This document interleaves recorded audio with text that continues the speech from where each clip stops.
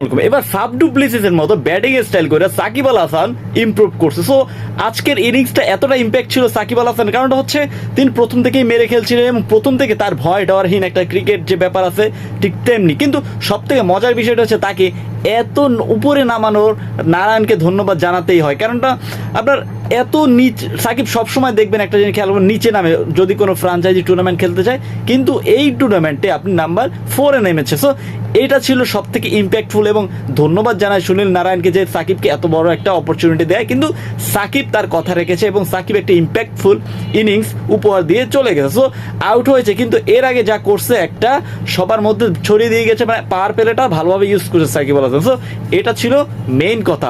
So 13 বলে 18 run, সেটা হচ্ছে একটা ইম্প্যাক্টফুল ইনিংস যেখানে 3টা 4-এর মার ছিল এবং সাকিব জানে কিভাবে ফিরতে হয়, সাকিব বুঝে কিভাবে ফিরতে হয়। এই ম্যাচে রান তেমন একটা হয় নাই, বাট নেক্সট ম্যাচে ইনশাল্লাহ রান হবে, কারণটা হচ্ছে আপনার সাকিব ফিরেছে এবং সাকিব এর আগের রিদমে ফিরেছে। সাকিবকে নিয়ে অনেক সমালোচনা হচ্ছিল, এই সমালোচনার জবাব তিনি ব্যাটে দিয়ে দিয়েছে এবং সাকিব আসলে অনবদ্য এবং সাকিব যে রানটা করছে আমাদের জন্য অনেক বেশি রান করছে এবং সাকিব আল হাসান নেক্সট ম্যাচে আরও ভালো করবে। আপনি কি মনে করেন প্লিজ কমেন্ট করে জানাই দেন।